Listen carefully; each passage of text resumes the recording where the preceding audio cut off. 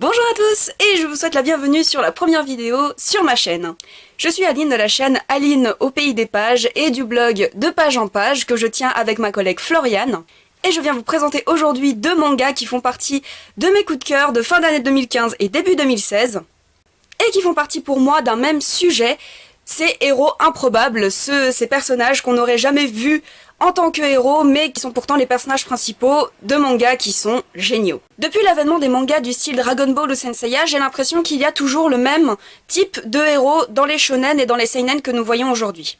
Ce sont souvent des héros qui vont chercher la reconnaissance, comme Naruto, qui vont chercher la puissance et la célébrité, un peu comme One Piece, ou qui vont tout simplement chercher à sauver le monde.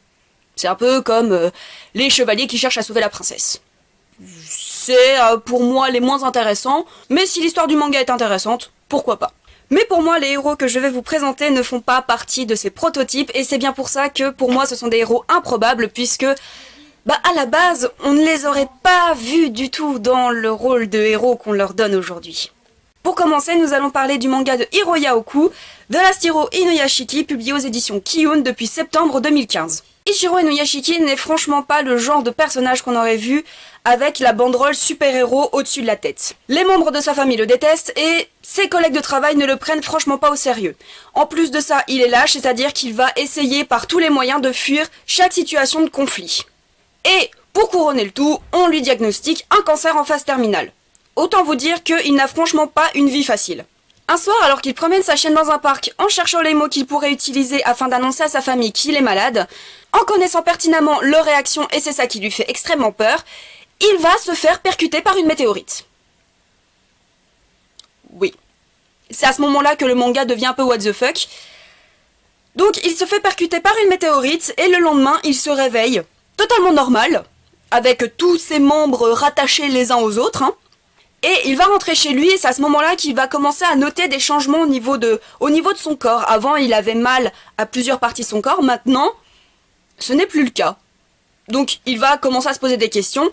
Et par un petit incident, il va découvrir qu'il est devenu un cyborg. Voilà, un cyborg. Au début, il prend ça comme une malédiction, mais par la suite, il va se dire « je vais utiliser ses pouvoirs pour sauver les gens. » Il va totalement changer de personnalité, il va décider de sauver les personnes qui sont dans le besoin. Notamment dans ce tome, il va aider un SDF qui manque de se faire frapper et de se faire tuer par des jeunes du quartier. Le changement n'est pas encore véritablement notable puisqu'il est encore rempli de doutes, mais dans le deuxième tome, et j'espère dans le troisième, on va commencer à voir des changements notables dans son comportement. Il va commencer à prendre de l'assurance et à utiliser ses pouvoirs de manière un peu plus assurée. Le problème, c'est que cette même nuit, il a aperçu un jeune homme qui s'est lui aussi fait percuter par cette météorite. Vous vous doutez bien que ce jeune homme, un lycéen, va devenir un cyborg lui aussi. Le principal problème, c'est que ce jeune homme ne va absolument pas prendre le même chemin que Ichiro. Contrairement à Ichiro, lui ne va pas chercher à aider les gens, mais plutôt tout simplement à les tuer. Dans le deuxième tome, nous voyons le jeune homme rentrer dans une maison et tuer toute une famille de sang-froid. Comme si tout était normal. Pour moi, l'intérêt principal du manga, c'est justement cette dualité entre le vieux qui tente de sauver les gens et le jeune qui tente de les tuer. Ce que je trouve intéressant, c'est que justement, la plupart du temps, c'est l'inverse. On va souvent suivre le jeune homme dans sa quête de reconnaissance ou dans sa volonté de sauver le monde, et les personnages plus âgés vont être plus souvent les méchants, et ils vont souvent donner une leçon de morale au héros en disant « Moi j'ai vécu dans ce monde, je sais comment il a évolué, je veux le changer à ma manière puisque c'est la meilleure manière possible. » Alors, pour l'instant, on ne sait pas vraiment quel est le but du jeune homme. Il tue simplement des gens. Dans le second tome, nous ne savons pas encore quel est le véritable but de ce jeune homme. Nous savons simplement qu'il est devenu le héros d'une rumeur qui dit que quelqu'un tue des gens. Et nous comprenons très bien pourquoi il est devenu une légende, puisque c'est un véritable psychopathe. Comme je l'ai mentionné précédemment, il rentre dans une maison pour tuer tous les membres d'une famille, alors que manifestement il ne les connaît pas. Il y a encore énormément de questions qui se posent lors de ces deux premiers tomes, c'est la raison pour laquelle j'attends avec impatience le 10 février prochain, afin d'en savoir plus puisque le troisième tome va sortir. Mes attentes seraient que le conflit générationnel se précise, que nous connaissions enfin les intentions du méchant et qu'on en sache un peu plus sur pourquoi ils sont devenus des cyborgs et pourquoi une météorite leur est tombée dessus. Pour le second manga, il était évident que je ne pouvais pas passer à côté du phénomène. C'était l'un des mangas les plus attendus en France. Il s'agit bien évidemment du manga de One et Yusuke Murata, One Punch Man, publié aux éditions Kurokawa depuis janvier 2016. Nous suivons Saitama qui est un jeune chômeur qui, au début du manga, a passé un entretien d'embauche infructueux. Alors qu'il rentrait chez lui, il rencontre un homme crabe qui cherche un jeune garçon qui lui a manqué de respect et dont il veut simplement la mort. Simplement. J'aime bien comme je dis ça. Alors qu'il retrouve le jeune garçon, Saitama se rend compte qu'il veut le sauver et qu'il veut devenir un super-héros. Oui, parce que dans le monde de One Punch Man, les super-vilains et les super-héros font leur course à la supérette du coin. Il décide donc de suivre un entraînement intensif et au bout de 3 ans, non seulement il perd ses cheveux, mais en plus de ça, il obtient une puissance telle qu'il arrive à vaincre le moindre de ses ennemis en un seul coup de poing. Le problème, c'est qu'avec une telle puissance, les combats ne durent franchement pas longtemps. Nous le voyons très bien avec les ennemis qu'il rencontre dans ce tome. Le premier alien qu'il croise, il le tue en 2 pages. Et donc nous suivons Saitama dans sa quête du super vilain qui serait capable de lui résister. Même si il n'y croit franchement pas.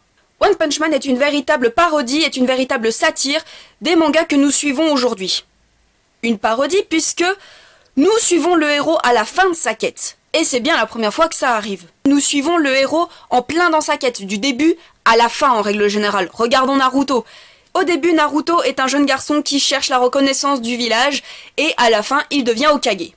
En fait, je prends One Punch Man comme si on prenait les Disney ou les contes et qu'on voyait ce qu'il y a après le « ils vécurent heureux et eurent beaucoup d'enfants ». Parce que c'est vrai, qu'est-ce qui leur arrive aux personnages de contes? Alors on pourrait très bien se dire la même chose avec les personnages des héros des shonen. Pourquoi pas? Et One Punch Man propose cette réflexion. Enfin, cette réflexion. Il n'y a pas vraiment de réflexion dans One Punch Man, c'est surtout des gags, de l'humour et de la mise en page de malade.